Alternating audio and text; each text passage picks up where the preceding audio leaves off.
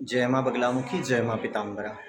आज की इस वीडियो में मैं आसन के ऊपर बात करने वाला हूँ। हमने पिछले वीडियो में यम और फिर नियम के ऊपर चर्चा की और अब हम बात करने वाले आसन के ऊपर। माँ बगलामुखी माता जी की 10 महाविद्याओं की साधना के लिए कौन से आसन का प्रयोग करना चाहिए, कौन से आसन पर हम सबसे अधिक समय बैठ सकते हैं, ईश्वर के ध्यान में लीन हो सकते हैं, उनका मंत्र जाप कर सकते हैं। और यह महत्वपूर्ण जानकारी भी मैं गुरुदेव जी के श्री मुखारबिंद से बताने वाला हूँ। देखिए, गुरुदेव जी से मैं कुछ अलग नहीं पूछ सकता हूँ।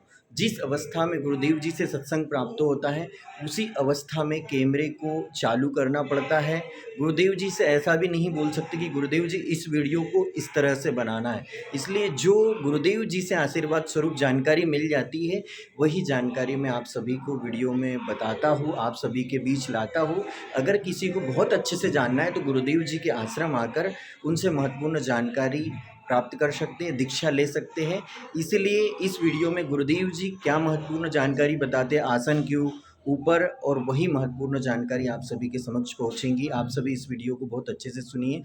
ये जो आसन की दिव्य जानकारी है, वृंदावन धाम से गुरुदेव जी के श्री मुखारबिंद से आप सभी को प्राप्त होगी। इसलिए आप सभी इस वीडियो में बने रहिए और माँ बगलामुखी साधना में अष्टांग योग के तहत आसन किस प्रकार से प्रयोग करते हैं, जानकारी आप प्राप्त करोगे।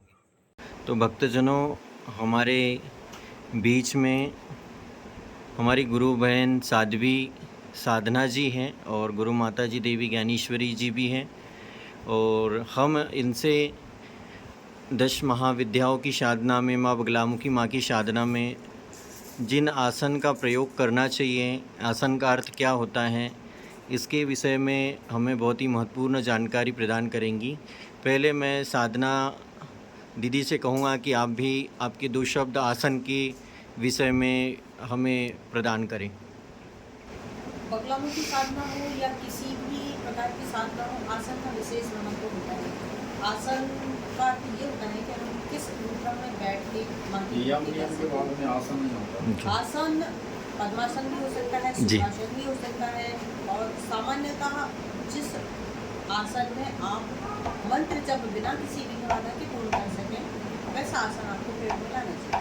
पद्मासन में आसन लगाना थोड़ा कठिन होता है क्योंकि उसकी प्रैक्टिस करनी होती है, उसका अभ्यास करना होता है। बिना अभ्यास के आप पद्मासन को नहीं लगा सकते। और आसन सीखने के लिए आप किसी सिद्ध गुरु के पास या जो आसन के जानकार योग मार्ग के गुरु हैं उनसे उसकी मतलब जानकारी ले सकते हैं। जानकारी लेने के बाद ही आप उस आसन को लगाएं। दूसरा, आप सुखासन में सबसे बहुत अच्छा होता है कि सुखासन में आप मंत्र जाप करें। सुखासन में मंत्र जाप करने से आपको उतना ही लाभ होता है जितना कि आसन क्या होता है कि हमारा धरती से हमारा जो कनेक्शन होता है वो आसन के द्वारा ही होता है।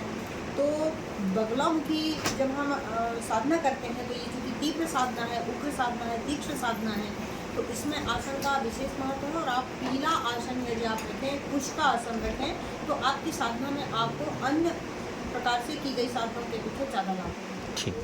84 आसन है। हर आसन का महत्व होता है। सिंहासन, भौतिक सिंहासन और आध्यात्मिक सिंहासन। तो जैसे हम भौतिक भगवान की पूजा करते हैं सगुण साकार की, राम के रूप में, कृष्ण के रूप में, शिव के रूप में, शक्ति के रूप में, गणेश के रूप में, गुरुओं के रूप में, तो हमको आसन की ज़रूरत पड़ती है। जैसे भोजन करने बैठते हैं तो आसन बिछाते हैं अपन।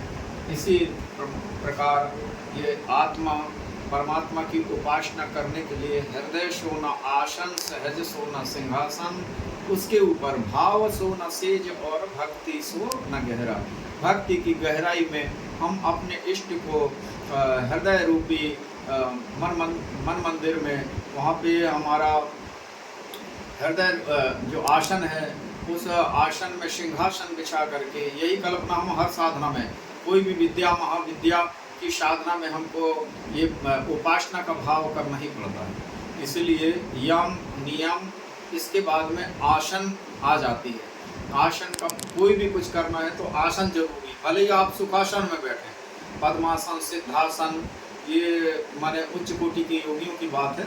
जिस भी आसन में आप बैठ करके प्राथमिक भगवत भक्ति प्रारंभ कर सकते हैं जी। तो इसलिए आसन का महत्व है। आसन में हम काफ़ी देर तक के घंटा 1 घंटा हम बिना कष्ट के बैठ सकें, उसको आसन कहते हैं। क्योंकि शरीर में पीड़ा हुई तो हमारा ध्यान बिल्कुल भंग हो जाएगा। इसी प्रकार हम देखने की क्षमता हमें, सुनने की क्षमता हमें प्राप्त करने के लिए आसन की जरूरत है। ध्यान धारणा के और समाधि में जाने के लिए भी आसन हमें जरूरी है। तो छवि देखने के लिए हम एकटक रहे नयन पट रोके, बिगर पट रोके हुए हम एकटक कैसे हम सिंहासन पर बैठे हुए भगवती या भगवान को हम देख रहे हैं, तो ये बहुत जरूरी है। एकटक रहे नयन पट रोके, इसको रोक कर छवि समुद्र हरि रूप उलोकी, क्योंकि छवि के समुद्र हैं, जितने भी तीनों लोगों में सुंदर होंगे सबसे भी त्रिपुर सुंदर हैं। तो छवि समुद्र हरि रूप लोकी, एकटक रहे नयन पट रोकी। तो देख चितमहि सादर रूप अनूपा, और तृप्ति न मानहि मन सुख रूपा। वह आनंद होना चाहिए, बिल्कुल मंत्र चप रहा नहीं कि देख रहे फलान काम में जाना हो, कितनी हो गई माला, ऐसे देख रहे, तो ये भाव खत्म हो जाता है। तो माने अंतर्दृष्टि से हम परमात्मा तत्व को देखने का सामर्थ्य और मन की माला से उनका चिंतन करने की सामर्थ्य, इनके लिए हमको यम नियम आसन प्राणायाम प्रत्याहार धारणा ध्यान की जरूरत पड़ती है। ध्यान को परिपुष्ट करने के लिए हमको आसन की जरूरत पड़ती है। तो ये तीसरी श्रेणी है। तो आप सभी भक्तजनों को गुरुदेव जी ने आसन के बारे में बताया, साथ ही श्रद्धा दीदी ने भी जानकारी बताई। आप सभी बगलामुखी साधना की इस सीरीज़ में बने रहिए और आगे भी गुरुदेव जी से बहुत ही महत्वपूर्ण जानकारी आप सभी को प्राप्त होगी।